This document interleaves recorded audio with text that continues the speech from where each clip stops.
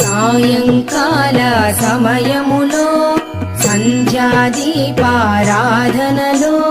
వచ్చును తల్లి మహాలక్ష్మి, వచ్చును తల్లి వరలక్ష్మి.